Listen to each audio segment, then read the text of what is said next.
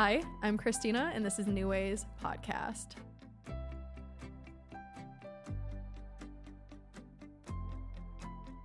Today, my guest is a licensed therapist. Salma, thank you for being back here with me today. Thanks for having me again. I'm so excited to be back. I love chatting with you. It's always so much fun, girl. I can't. Throw that head back. Oh my gosh. I'm just like, I love chatting with you. I'm like, I love the energy. You just have the biggest smile on your face. You guys, if you're not watching this episode and you're listening, go and watch it. She's a treat. She's really a treat. So today we are kind of just going to have a conversation that hopefully you guys can get some insight from. Who knows? But we are talking about the emotions of doing the work. Yeah. You know, and everything that might come up, different perspectives. Who the hell knows? Because we were just talking about all the work that we've fucking done and haven't done and we've seen people go through. And it seems like there's so many different routes you can take on perspectives. Mm-hmm. And some perspectives are good for some people. Some other people, things work differently. Yeah. So to get the ball rolling, what do you think it means to do the work? What a great question. The work. You know, there's no right or wrong answer, I think. And I think the first part of it is show up. Mm-hmm. You know, in order to do the work, it's showing up. And I've had a lot of clients come in where they're like, I know I need help. I know I need therapy, but I don't know like what to do or what to talk about. And that's okay. And I think sometimes a lot of people think that they're supposed to have it all figured out before coming to therapy, but like, don't take my job away from me. Do you know what I mean? Like, let me help you. In my opinion, I'm like, when I feel like I have it all figured out, I'm like, I don't need anybody else. I'm good. Exactly. I got it all figured out. Yeah. Clearly, I'm coming to you because I'm like, please just, it's so funny because I feel like I do very well at controlling my life, to be honest with you. I feel like I'm a train wreck. Other people look at me and they're like, you're doing great, sweetheart. And I'm like, thank you. But in reality, sometimes I just really fucking want somebody to tell me what to do or to guide me. I'm like, this shit's exhausting. And when you have a million and other 10 things on your plate, like many people listening might have kids, they're in a relationship, they have a demanding job. Yeah, you're right. Your therapist, your help, whoever you call your coach is supposed to help you figure that out. You don't have to do the shit all alone. Exactly. And you know, it's a collaborative effort, right? Because there are a lot of therapists out there who, and I've had a lot of clients come in there, and one of the first questions that I ask in our like intake or even in consultations, because I want to know, what are you looking for? Like, what do you feel like you might need in the work that we're doing, in the space that we're going to share together? What's worked for you? What hasn't worked for you? And sometimes people are like, I don't know what I need. I just know I need help. And I'm like, beautiful. That's great. You don't need to know exactly like what you need, but let me ask you this, like what hasn't worked for you? So have you been in therapy before? And what did you not like about that space? Like, why are you not working with that provider anymore? Or why did that therapeutic relationship end? And then some people are like, well, they moved away, or, you know, it's a positive experience. I'm like, so what did that therapist do for you that you were really liking? And they're able to articulate those things. And that helps me give insight to how I might need to show up for them. And also if I have the capacity to show up for them in the ways that they're looking for. I talk like, and I'll tell people from the beginning, I'm like, I will guide. I'm the type of therapist who is very active in the therapeutic space. I do a lot of like, I'm really curious about this thing. You know, you said this thing, and I want to reflect that back to you. And I will do gentle nudges and guidance because I think people need that. And I do it in a way that is not telling people what to do. I remember working with this one client. I wanted her to break up with her boyfriend so badly. But you're not going to say break up with him. No, guys. Of course not. Even though you should, but I'm not going to tell you to do that. Gently nudge, but yeah, for sure. It was something that I do think things have to be people's choices, to be honest with you. Absolutely. Yeah. And I think the way to navigate around that is also reflecting back what I'm hearing them describe. So you want to live a full life of autonomy and choice, and you are feeling really held back by this relationship. I'm really curious about how that's sort of fitting the values that we've been talking about, or like the work that we've been doing. Like, you're trying to find your voice, you're trying to advocate, you're doing a beautiful job doing that in your workspace and with your friendships. And if I'm being honest, I'm kind of seeing that not happening in your relationship. What do you think about that? You know, being able to sort of gently nudge like around those things. So I'm a pretty direct therapist. Like, especially when I've built the relationship up with my clients, like I'm not coming off the bat just being like, let me tell you about you. But I feel like I earn that space with them, the safety of being able to call things out. But you're not even calling things out, though. It seems like what you're doing is you're kind of just like picking apart at the pieces and the ego that they've built up to like, or the lies that they've told themselves to keep themselves safe. Yeah. Yeah. You're not like necessarily telling them what to do. Cause all honesty, I'm that human too, where I'm like, don't tell me how to fucking feel. Like, don't tell me what emotions I'm experiencing. Cause on a not stereotypical, but like on a baseline level, like therapeutic level, like book level, yeah, you might be thinking something, but you don't know what's going on in my head. You don't know what's going on in my emotions. So I do feel like the best type of therapists, coaches, like doctors, anybody that I've talked to are the ones that just like keep asking questions and digging. You're a guide. I'm such a firm believer that like us as humans, all honesty, we fucking know exactly what we need. We do. It's just somewhere along the way, there's been some wall that's been built up. There's been some ego. A lot of times there's another why behind the why, that you're in this relationship because it's protecting another part of you that doesn't feel worthy of like having this full life. You're not telling them, you're just guiding them to get back to their root and be like, damn, this is actually how I feel. Absolutely. I love being like in a space of helping call out the contradictions of like, you want to live this full life that's free, that's, you know, authentic. And then here are the spaces that you're not being authentic. Let's talk about that. Let's get curious about that. What's holding you back from that authenticity? Do you see it? Do you feel it? Mm-hmm. And I like using our therapeutic relationship when their wall sort of shows up in the spaces that we are in together. Because it's real life experiences. It's real life. Like you're doing the thing, like the wall is coming up right now. Let's address that and let's talk about that. And that's what I love about being a therapist as well, is that it's not just the theoretical talking about the work that needs to happen, but there's a lot of really beautiful moments that happen in the spaces and in that therapeutic relationship. And I tell clients that from the beginning. I'm like, we're building a relationship together right now. Sure. And this is such an important relationship. That's going to mimic and model other relationships that you have in your life. So when you can be honest or move at the pace that you feel safe to move at, you're probably going to mirror that in other areas of your life. Oh, definitely. When you're honest about addressing something that you've maybe really struggled to put language on in the space that we're sharing, that's the work. And then you finally have the courage to set a boundary now with a family member because you were able to find language in therapy.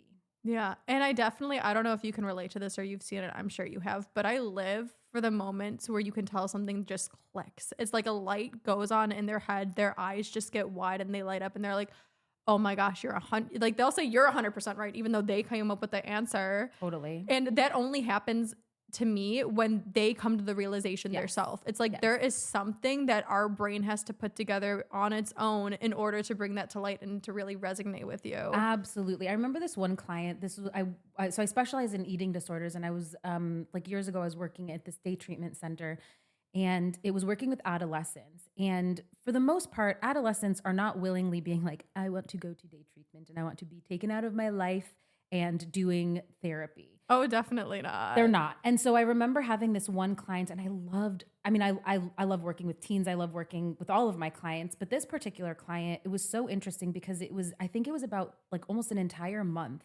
of our sessions were just, I don't want to be here. I don't want to be here. I don't want to be here. I don't want to be here. And I just held that space because clearly she wasn't ready to address, why are you even here? Because we don't just sign people up for therapy and your insurance isn't covering this program just for fun. So she was there because her parents told her she needed to be there or something parents like and that? Doctors, right? Yeah. I mean, this is a day treatment center where you need to meet medical criteria for needing this level of care. Yeah. So like there's clearly evidence of why you need to be here.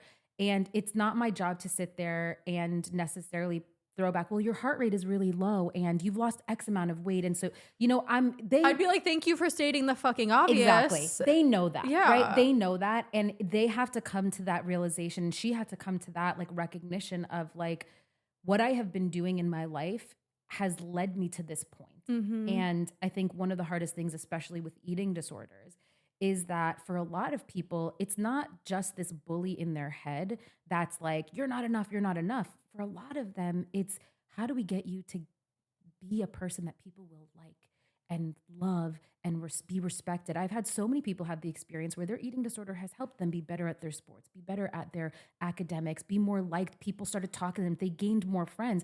So if you're eating because of their eating disorder, because they lost weight. I mean, we also live in a culture where we idolize unrealistic expectations, to be honest with you. Yeah. Right. And so when they have more discipline around like their food and their nutrition and their body, it translates into discipline around other things. Maybe they're taking risks, they're playing better in their sports. There's all of these things. Anyways, I'm saying 7 different stories right now, but my point is it was week after week and it was about a month of her being in treatment and the same conversation over and over again. And I really loved being in that space with her because what you were saying with the light going off, I could see we were sort of etching away. We were slowly cracking it until one day she came in and I was ready to talk about the same thing of just like, yeah, you're so mad at your parents for bringing you to treatment and they took you away from your home. And, she had also traveled like across the world to be in treatment here. Like it wasn't even she lived in California, she across the world. And she walks in and she just, the waterworks and she was like, I don't want to do this anymore. And I'm like, you don't want to do what? And it sort of, but that was her journey. Like, it was not my job to tell her like, well, you're in treatment. Like you got to do the work. She had to come to that. And the work that was all the work, like the month of her doing that. And then from that moment on, the commitment that she had to her own recovery and defining what her recovery would be, that's the work, right? Like being patient in those spaces. It's not my job to tell you what your healing journey should look like. It's not my job it is my job to guide you, but it's not my job to dictate what that should look like. I will support you and guide you, but I'm going to get it wrong because I'm not you. Yeah. And I should get it I need wrong. you to give me something. And if you don't give me anything, I have nothing to give you either. And I was so proud of that moment too, of her and of myself for the patience of just trusting the process that she needed that time to be frustrated. I was going to say, do you think it was just the time that triggered it in her? Yeah, because there's a persistence of like, you're not well. Yeah. And you're in treatment for a reason. And whether you like it or not, like your parents love you so much that they're going to let you hate them so that they can help you heal and be recovered and be healthy enough to be able to live a healthy life. Because realistically, what we know about eating disorders, it kills people. You're withering away. You're slowly dying with the eating disorder. Oh, for sure. It has such a bad impact on the body. Yeah. Such a bad impact. Yeah. And it's such a slow sort of impact that for a lot of, that's what I'm saying. For a lot of them, like I've had clients who they just go for their physical and they think everything is fine. They've been playing amazing at their sport. They were literally just at a game yesterday. And then the doctor is just like checking their heart and they're like, you need to go to the hospital right now. Yeah. Like your heart rate is way too low. And how insane is that to be one day living your full life, feeling like everything is fine and then literally getting ripped away. So I totally understand also her journey of feeling like, why would you pull me from my life? Everything was fine. Yeah. Was fine. Oh, I completely agree with that. And I do like how you were like, I was so proud of us for just being patient because like it is a world when a lot of times it does take moments for us to just like, initially when something happens, most of us don't acknowledge what is happening right away. Yeah. We need time to adjust to it and see what's actually coming to fruition. So I do think that like visiting you on a weekly basis, daily basis, I don't know how much was just like the pressure building and her actually having a realization where it's like at first she might have been in denial or not realized the impact of everything that was going on. But when you do give yourself the time, everybody thinks like you have to give yourself the time to reflect and figure things out and also to feel those fucking feelings. Yeah. I told you just a minute ago, I'm like, I'm such a firm believer in hitting the motherfucking wall. Yeah. Like let those emotions build up. Let yourself get angry. Let yourself get frustrated. Let yourself realize actually what is going on. Stop distracting yourself with the outside world and the outside noise and actually allow yourself to see what is happening. Hit the wall because that is what's going to give you the momentum to get back up and move forward. For people that have been so controlled with their emotions, and not necessarily in like this like over controlled way of just like, I don't let them like seep out, but we can be so like intentionally or unintentionally calculated about what we let people see of ourselves. Completely. That a lot of the fear that comes up is like, if I allow myself over that hurdle, if I let myself get angry, I don't even know who I'm going to be on the other side. Yeah. And so there's a lot of fear around, I can't let loose. I can't let this emotion out because I don't know if I can rein it back in. Especially with like traumas, for example. example, where like you let yourself be so angry and so mad and grief and doing all of that stuff, allowing yourself to feel the emotions, there's a fear that I don't know how to stop it. What if I don't know how to stop it? What if letting it all out ruins my life, ruins this put together version of myself that I have done? But also, what if the person on the other side of that is a better version of you because you're being more honest and authentic and letting go of the things that you feel like you're not allowed to let go of? Definitely. I do think there's a multitude of things that can go into that, to be honest with you. I do think as a society, like it might not even be like scared of those emotions. Yeah, definitely scared. But it's like we're scared of those emotions also because we've never actually allowed ourselves to feel them. We've never actually allowed ourselves to encounter them because unfortunately, like we don't live in a society that actually lets us take the time to feel our emotions or acknowledge them. It's really hard to focus on one thing when in the back of your head you have the other 10 things you're going on. Okay, so something happens to you in the morning that honestly you should allow yourself to process, but you can't. You have to go throughout your life, and then it is stored in your body and it's constantly in the back of your head because you've never acknowledged it. So like I do think then when you want to revisit it later, it's even more scary because you're like, this isn't even prevalent right now. I have to remember this old emotion that I've never experienced before, and our bodies and our brains are trying to keep us safe, and we're safe in the known. So if this is an emotion coming up that we've never experienced before, that's also why it's scary, as well as you're kind of right. If I do let this out, like, who am I? And I think in my healing process, and this is not for everybody, my faith has probably been one of the most influential things when it comes to me healing, because my faith and like everything is working out for me, not against me. The one thing that's consistent in life is that nothing's consistent. So if I think right now this is going to fucking break me, it's not going to break me 10 years from now. Right. Like reflection and faith have been the two biggest things in my life where I'm like, that's what carries me, because it just allows me to trust. You know, because a lot of times we do think that like the moment that we're like, yeah, be present, but we also think things are going to last forever. But something that's been proven to me time and time again is that nothing lasts forever, but I'm still okay. Yeah. And also like, what is like breaking? You know, like what if I don't remember the term for it, but that proverb of where like the gold is painted in, like it's like a broken bowl, and then you can cut that out. Well, I know not even that. So I think there's actually, I don't know if it's Rumi. Sorry if this is the wrong poet, but there's this one poem that's literally like, not poem, it's like maybe a poem. I don't know. But there's this one saying where they're like, I just had to keep breaking my heart and breaking my heart until it was broken open. Yes. Yeah, exactly. Yeah. And that's the thing. Like we're so afraid of like the breaking, the journey of breaking. Because it's been perceived as a bad thing, though, to be honest with you. Well, and there's a lot of stigma, you know, for men, for women, for non-binary, like all of the just the judgments against like what do emotions do, and how are people perceived? Like women who are firm and confident in a workplace get called a bitch. Yeah, they're troublesome. Yeah. Because God forbid I challenge the way that you fucking think. And I'm sorry, only insecure people will ever be mad at you challenging the way that they think. Anybody who is secure within themselves and has something in this world, I feel like when you challenge their belief, they're like, let's fucking go. Because it makes them have to, like, you force them to have to change the boundaries that they've been comfortable with you. Yeah, right? Completely. So, yeah.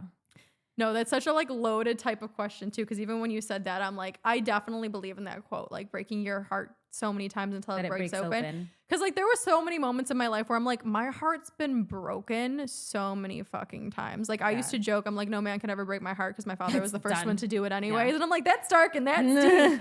But at the same time, I'm like, to me, I found hope in that because I'm like, okay, I've been broken so many times. That just means I have so much more to fucking give. It's because I'm not like closed anymore. But then at the same time too, I have this weird relationship with the quote unquote healing journey. Cause in my mind, I'm like, I was never broken. I don't think anybody in this world is actually as like, I think everything's broken? Perfect. You know, like it's like the language and the semantics that we're using puts such a pressure on like, you know, broken has this association with being negative and bad. And I hear what you're trying to do. You're just like, I don't think like it's not bad. It's not wrong.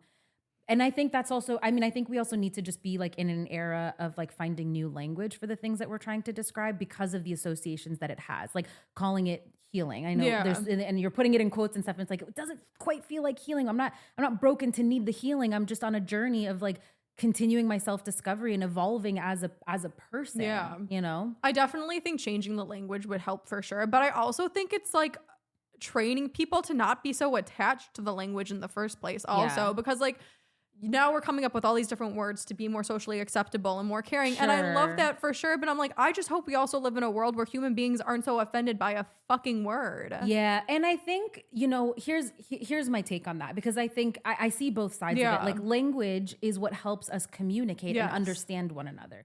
So yes, it's less about the needing to find better language so that we can communicate, and maybe it's more about finding better skills to listen and understand. Listening to understand somebody rather than listening to like respond or like judge what they're saying. We already know. And so I think the semantics is important because it helps us find common language to communicate, but it's not about the specific words that we're using. So like the words that I'm using to help you understand what I'm trying to say is, I need to find language that you understand what I'm trying to say, not language that is just universal. Yeah. Does that make sense? Oh, completely. I do think that language is one of the most valuable tools for sure. But to me also too, the unspoken things in life, that's where I'm like, one of my friends can come up to me and probably say the harshest thing in the world to me.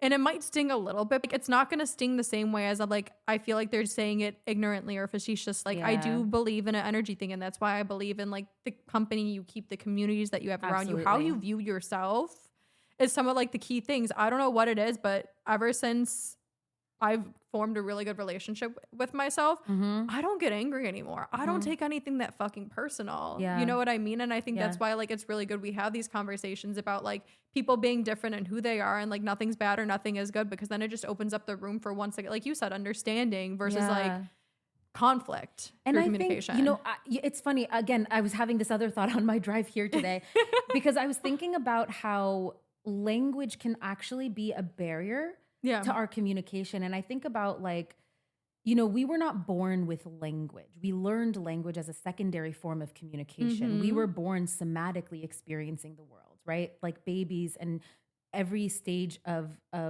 human development early on was all about the physical experience of the world, right? Like babies are putting everything in their mouth. They're using their mouth to explore the world.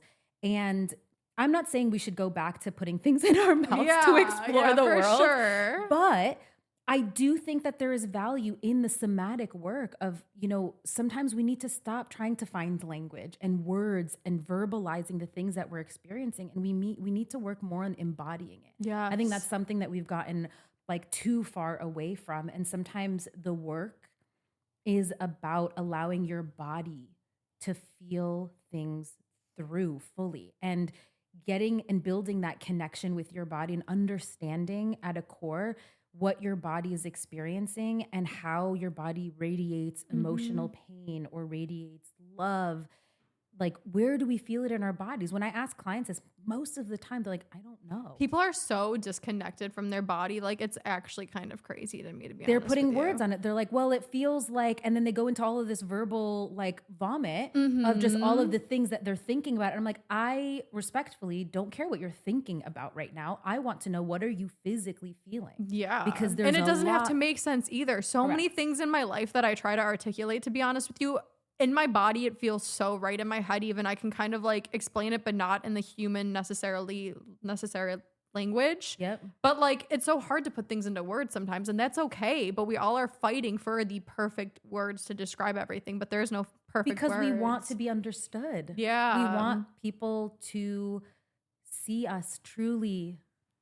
Completely. And like something is coming. Yeah, no, for sure. But like two things in regarding language, to be honest with you. And this is what I find so cool. Because if you asked me before I started like my whole traveling journey and really getting to know people, like I genuinely can say that I love people. I can say also I hate certain people, not like hate, but like I love being alone. I do not like being in big crowds, and I'm not a big person for a mundane conversation, to be honest with you. But when I do meet people that resonate with me, we can communicate not necessarily through words, but also just like through ideas. Those are the people I thrive in. So, it's like both sides of the thing. I love people. Do I want to be around them all the time? And then I can have my solitude. Yeah.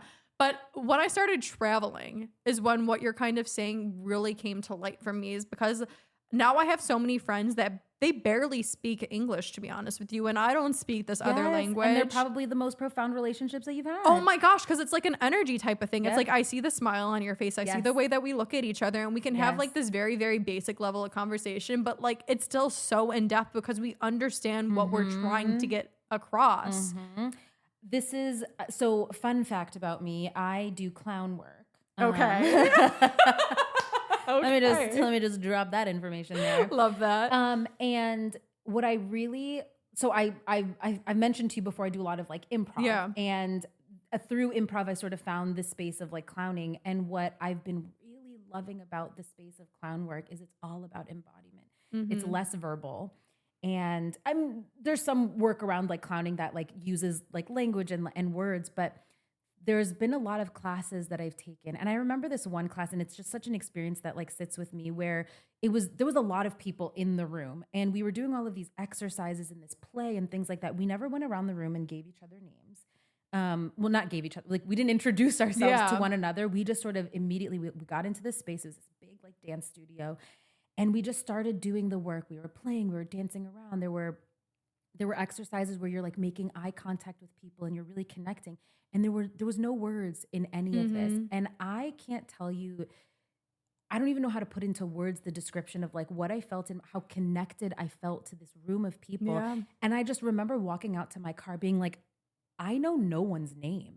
And it did not fucking matter, because I felt so connected to people, and the way that we were all showing up and all connecting and wanting to be in that space together. And it was just such a reminder of, again, going back to our innate nature. We were not born with verbal language. We were born to communicate through sound. And again, I'm not saying let's go back to primitive times and communicate through sound, but actually, let's go back to communicating. There's other forms of communication besides just what's spilling out of your mouth 24/7. Yes, like the silence in therapy, for example. So many people are There's so much healing in silence. Oh, so many people are so scared of it. I used to be one of them. And I remember like always feeling like I had to fill the space of silence. And now I breathe into it, because our brains are still working. Our bodies are still working. Like they're still feeling through the things. Yeah. So let's give it the space and the time to just feel. Oh, for sure. To me, one of the biggest red flags, to be honest with you, is if you constantly feel the need to fill the silence with pointless conversation. Yeah. To me, I'm kind of just like,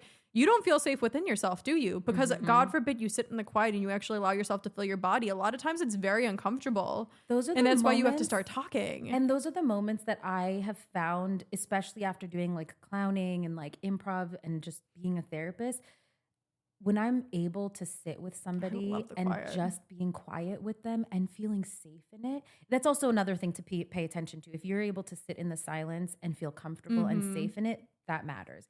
If there's sort of this energy that's sort of like, I'm uncomfortable, like, should I say something? What should I say?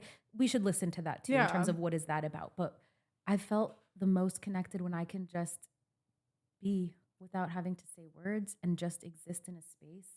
How beautiful is that? That there's no pressure to have to perform or say or do anything, and we can just be here together. Yeah. All honesty, I get so many like downloads and insightful things that like, and once again, that's also calming the thinking in your mind too. And my opinion is like, we have to shut off the voice internally as well as externally.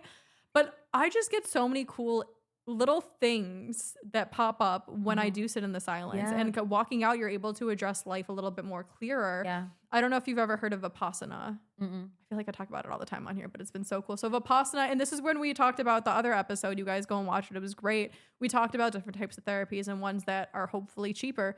Vipassana is a 10-day silent meditation retreat. Oh, yes. Yeah, completely free. They house you, they feed you. You don't pay a fucking dime. It's donation based, and they never force anybody to donate. They don't even let you donate until you've completed your course. Wow.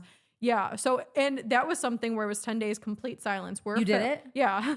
Amazing. And everyone's like, you talk all the time. How? And I'm like, because honey, I love the quiet too. And it was challenging, to say the least. Sure. 10 days is a very long time to be in silence. No phone, no reading, no writing, just you, your thoughts, meditation, eating, walking. That's it.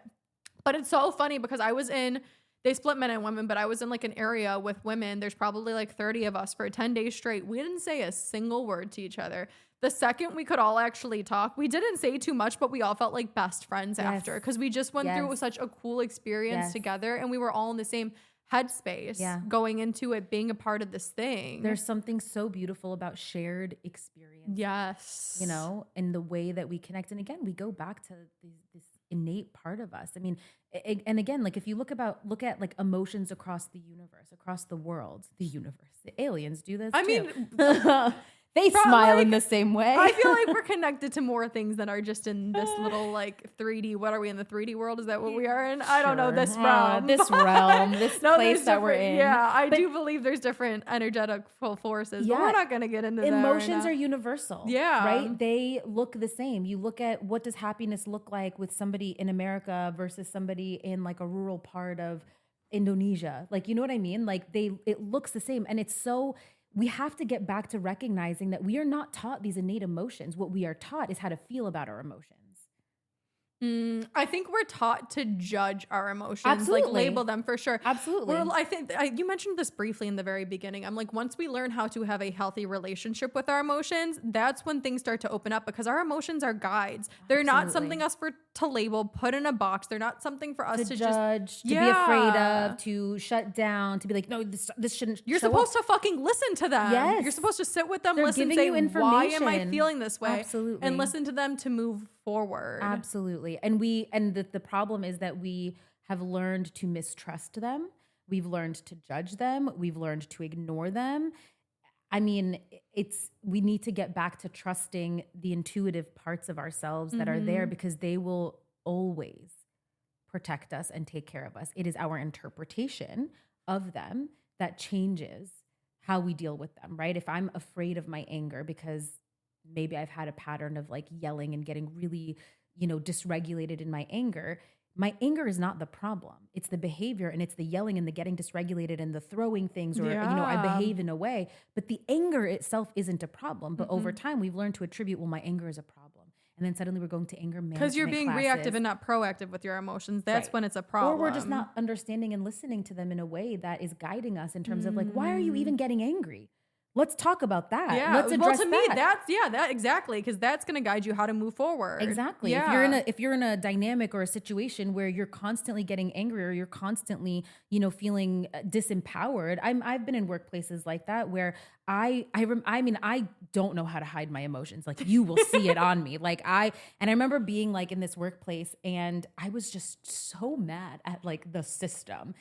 To the point where like I didn't even realize that my body was doing this. Like somebody would be like the round table talking about something and I would just be in such disagreement. I would push my chair away from the table and I'd sit back like this, like watching everybody. And then I'd have my manager like text me. She was like, hey, are you okay? And I was like, yeah, I'm fine. And she was like, look at how you're sitting. I was like, oh, let me pull myself back. Let me be professional in this setting. But our bodies give us such valuable information. And it's sad for me to say and like look back, but also it was like a learning lesson for me. But I ignored many things are, I ignored what my body was telling me. I was underappreciated in that work environment. I was not listened to. So many things about that space. And it took me years to do something about it and to do something healthy for me about it, like getting out of that environment. Instead, I kept feeling like I had to prove my worth and I gave more and I would stay at the workspace like 4 hours later than the time that I was supposed to stay. And I'm doing all of this extra stuff. And then furthermore, I was in a work environment that was like, well, you're doing all this extra work for us. Thank you. Why don't you keep showing up and doing it rather than having supervisors or being in an environment of like, you're doing enough. This is not the way to get ahead kind of thing. You know what I mean? And no, for sure. A lot of companies will be like, more, please. And it's like... Because if I'm going to give it for free, why would they not take it for free? But my body never betrayed me. It was my interpretation of what my body was telling me. And I was like, well, I'm just not working hard enough. Or like, I'm the one that keeps getting it wrong. And like that example of being at the table and pushing myself away. Well, that narrative became more about like, I'm being ineffective. And that's why I'm not getting like these other opportunities because I keep showing up in this angry way. And it's like, no, girl. I love too when people oftentimes correlate, and aging is definitely a real thing. I don't want to diminish that, but I love when people correlate like, oh, you're feeling drained. Oh, you're feeling tired. You're just getting old, honey. And I'm like, ew, get out of here. No, I can't tell you how many times we're like, because I've done so many different jobs in my life, so many different environments, so many different types of places. And I can't tell you how certain places, because when you put yourself in these different environments, you see the difference. You oftentimes don't know better until you do better. And once you're in a better environment, you're like, fuck, that was actually killing me. like now that I can distinguish the difference, I can tell right away when I walk into a place and I'm like, this is not age. My body should not actually be feeling like this. And then you finally get a space off and you feel good. That's why so many people, it's funny when they take time off for the holidays or they like take time off for a vacation, they actually feel good again and they don't feel weighed down. And they're like, oh, I just got to go back to work. It's the regular grind. I'm like, work is not supposed to be that way. Life is not supposed to be that way. But then we like ignore that body signal. We've normalized feeling miserable for $1. And I'm sorry, but like my life isn't up for sale. We have to stop. Yeah. No, for real. Like my life, it's not for sale. There's not a fucking dollar amount you could put on it. Like nobody's telling me where to be, how to feel, or this and that. But it's so hard. It's also so hard when you're living in a society, because here's the thing. Like here's what's challenging about that like sometimes we get to this like sort of threatening place of either I show up and I do extra or I don't have this job. You know what I mean? Mm-hmm. And that's scary. I've been there. It is for sure scary. I mean, I'm curious how you address it, but how I addressed it was I decided to have faith that there's more out there. And once you do it the first time, it gets easier to do it again and again. Yeah. Exposure therapy, because when you first do it, you realize that like, I did this thing and I'm safe. And now that I had the energy, I was able to think creatively and put myself in a different environment where I made money again, if not more, and it felt better. But you have to take yourself out and try to find a new avenue in order to have that realization that you can do it. Yeah. But it is scary for sure. Absolutely. For me, it was hitting like a true like rock bottom, just like the misery. The rock bottoms. It was such a pivotal like time for me. And my body was giving me all of the signals that I honestly was just like ignoring and pushing away. At that point, I hadn't really done like the work on my own trauma. And it was showing up more and more. And I intuitively knew I'm not happy and I'm not living a full and healthy life. And something had to change, because I wouldn't be here. Like I'm not going to survive like this. And my body was really responding to it. Like the way that my body holds stress was like devastating. Like I look back at it now, like it felt really like heavy and devastating, because like my body was unhealthy. And it wasn't because I was necessarily like having unhealthy behaviors with like food or exercise, any of that. It was just the way that the cortisol was shooting through my system and just impacting my well-being. I was killing myself. Like slowly killing myself from all of the stress, and then feeling like I had to stay in that stress. See, and I love how you kind of brought that up, because looking back now, because I've been like talking about these topics, I got certified as a coach, like 4 years ago now, and I've been doing this for a minute. The reason why I started in the first place is because I can't tell you how many times I would see people in a hospital bed, young people, and it makes kind of, in my perspective, it made no sense why they were there, right? Like these diseases started popping up, their blood pressure was extremely high, they were freaking out and needed like antidepressants and Xanax and stuff like that, heavily drinking, hiding themselves in different substances. And I sat back and looked around one day and I'm like, why are people doing this? And I do think it's also because people correlate stress with like macro stressors, right? Like the moment where your blood pressure does spike really, really high and you get heated. But I'm like, you do realize like you tolerating things that are not your ideal, or you tolerating things that actually upset you on a day-to-day still spikes your cortisol. Even if it's not this like huge thing, you're still in a fight or flight mode. You're still not resting. You don't feel safe when you're in an environment that you don't like. And those little stressors every single day, even though they're manageable, add up. And a lot of people in the medical field will argue that many diseases are created solely from stress, because when your cortisol is raised, your body's not functioning right. Everything, it's a chain effect. It's literally like imagine poison constantly shooting through your veins over and over it has and its over place. Again. Cortisol is supposed to be there for a moment to save your life, to help you move forward, but it's not supposed to be an everyday thing. And we are going to these jobs, we are putting ourselves in these environments or these situations every fucking day. Yeah. And it's a chain effect. The cortisol affects every other organ of the body, every other way that you live your life. And I was like sitting there in a hospital looking around and I'm like, why do I feel like everybody is dying from things that they should not have to die for? Yeah. Because like, are you really living them? What does your life cost to you? Yeah. Well, and it's such a double-edged sword, because we're also in systems that reinforce killing ourselves over our jobs. Oh, for sure. You know? And so it's, you know, the big question is like, how do we break out of like the systems that we are trapped in? Yeah, I think that's a loaded question. Yeah, it's rhetorical, you know? I mean, I definitely have my own perspectives for sure, but once again, my own perspective, and I'm sure your perspective, anything we're saying here too, I don't want to say that it's God or that like it's going to fix everything, because I'm a risk taker. I'm also like a calculated risk taker. I also believe in like magic and the good things in the world. So I'm like, and I'm also a single white female here living in LA who's already pretty abundant, and I don't have people relying on me. So what I would do to change my life is different than the person who obviously who has a lot of those, other like, things against them. Yeah. So to kind of close out then, I think my last question would be, if anybody who wants a change, wants to start listening to their intuition and their emotions more in any realm, regardless if it's changing their life or just changing the way they react to their basic things, what would you say would be most beneficial? You know, I'm going to keep it simple again. I love that. You know, we love simple. Yeah. We don't have to overcomplicate shit. Yeah. I think a good place to start is do something different. Try something different. And I think getting comfortable with it might not work out, but that's not the point. It's not trying to figure out the right thing to do, because I think that is what paralyzes us, that like we feel like we have to figure it out first before we try it. But there's a lot of learning and growth and discovery that comes from just trying. And it helps sort of navigate through the muck. If I try something and it doesn't work out for me, well, then I know that I'm not going to try that again. If I try another thing and it doesn't work out for me, well, I know I'm not going to try that again. I try another thing and it works out for me. Well, now I found you know what I mean? Yeah. But if I just stay stuck at that beginning of the path and I never clear the path for myself, I never even try, well, then I'm going to just be stuck. Yeah. And so try something different, and without the expectation that it has to work. More so with the expectation of just, I'm going to do something different and see what happens. I just want to learn here. If we can go into these experiences of like, I am here to learn, then you're doing the work. Yeah. But if you learned one thing, isn't that working? Isn't that a Exactly. success still? Exactly. It might not be your idea of success. Exactly. It might not be, but like, And we need to loosen the grip on what that definition of success is. No, completely. Right? Yeah. Yeah. So my simplest and straightforward answer to that question is just try something different that you have not tried yet.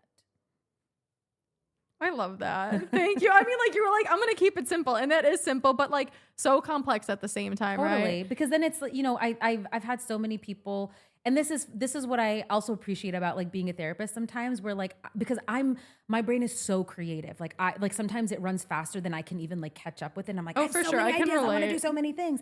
And I love being in that space of helping people where they're just like, I didn't even think about that. And I'm like, sometimes I'm just like, how did you not think about that? I'm like, it feels like just such a, you know, you like a simple thing of just like, I'm usually quiet when I'm angry. So the different thing that I'm going to do is to say something. I'm just going to say no. And it's like, but it's, for a lot of people, it's such a profound and different thing, because you're going against a system that has been so ingrained inside of you that I don't say no, or I don't go against what somebody else is saying. I'm going to be the problem. Like, try to be the problem. Let's see what happens. No, honestly. And say, no, you don't want to go to that movie with your friends, and suggest a different movie, suggest a different restaurant. What's going to happen? Are they going to stop being your friend? I'm sorry. And if they're going to stop being your friend, they're not good friends. For sure. No, for sure. Right? I could not agree more with everything that you have said, to be honest with you. And I just want to thank you again for being here with me and offering your amazing insight. Thank you. And to remind you guys, I will be posting all of her information, how to get a hold of her, and her social security number. I'm kidding. No, not that. I will be posting 1, 2, 3, 4, 5, 6, 7, 8, 9. Is that, how many numbers are there? I have no idea. I know, right? I will be posting all the ways to get a hold of her in the description in this episode. And once again, just thank you so much. Thank you so much for having me. Such a pleasure. Oh, and thank you guys for listening. Until next time, I love you. Boop. Yay!